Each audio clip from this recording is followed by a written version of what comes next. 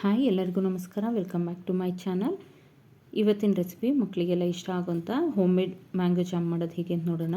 ನಾನು ಈ ಬೌಲಲ್ಲಿ ಮಾವಿನ ಹಣ್ಣಿನ ತೊಗೊಂಡಿದ್ದೀನಿ, ಪ್ಯೂರಿ ಮಾಡಿ ಇಟ್ಕೊಂಡಿದ್ದೀನಿ. 1 ಕಪ್ನಷ್ಟು ಮಾವಿನ ಹಣ್ಣನ್ನು ತೊಗೊಂಡಿದ್ದೆ ನಾನು, ಫುಲ್ಲು 1 ಬೌಲಷ್ಟು.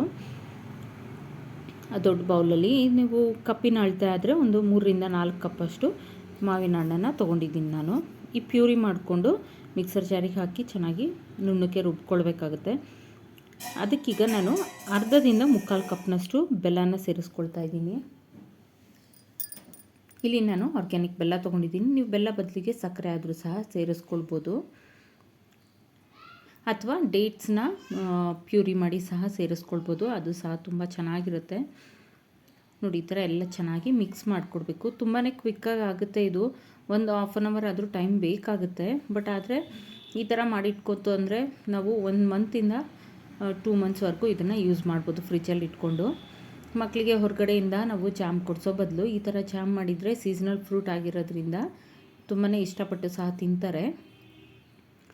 ಸ್ವಲ್ಪ ಆಗಾಗ ಕೈ ಬಿಡ್ದಾಗೆ ಈ ಥರ ತಿರುಗಿಸ್ಕೊಡ್ತಾ ಇರಬೇಕು, ಇಲ್ಲ ಅಂತಂದರೆ ತಳ ಹತ್ತೋ ಚಾನ್ಸಸ್ ಇರುತ್ತೆ. ನಾನು ನನಗೆ ಹಣ್ಣು ಒಂದು 4ರಿಂದ 5 ಹಣ್ಣನ್ನು ನಾನು ಈ ಥರ ಕಟ್ ಮಾಡಿರೋದು. ಒಂದು ಹಾಫ್ ಆನ್ ಅವರ್ ಟೈಮ್ ತೊಗೊಳ್ತು. ನೋಡಿ, ಈ ಥರ ನಾನು ಈ ಕನ್ಸಿಸ್ಟೆನ್ಸಿಗೆ ಬಂದಮೇಲೆ ಆಫ್ ಮಾಡ್ಕೊಳ್ತಾ ಇದ್ದೀನಿ. ಆಫ್ ಮಾಡಿಕೊಂಡು ಒಂದು 2 ಸ್ಪೂನಷ್ಟು ನಿಂಬೆಹಣ್ಣಿನ ರಸನ ಸೇರಿಸ್ತಾ ಇದ್ದೀನಿ. ನಾವು ಪ್ರಿಸರ್ವೇಟಿವ್ ಆಗಿ ಏನು ಯೂಸ್ ಮಾಡ್ತಾಯಿಲ್ಲ.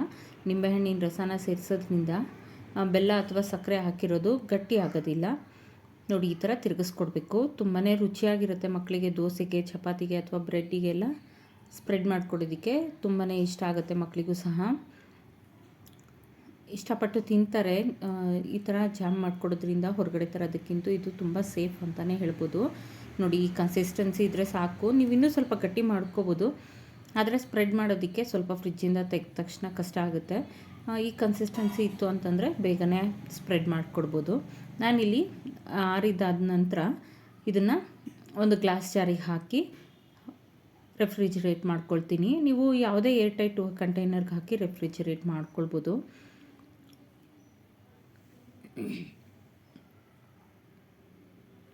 ಮಕ್ಕಳಿಗಂತೂ ತುಂಬ ಇಷ್ಟ ಆಗುತ್ತೆ. ಒಮ್ಮೆ ಈ ಥರ ಟ್ರೈ ಮಾಡಿ ನೋಡಿ. ಸೀಸನ್ ಮುಗಿಯೋದ್ರೊಳಗೆ ಮಸ್ಟ್ ಆ್ಯಂಡ್ ಶುಡ್ ಟ್ರೈ ಅಂತಲೇ ಹೇಳ್ಬೋದು ಈ ರೆಸಿಪಿನ.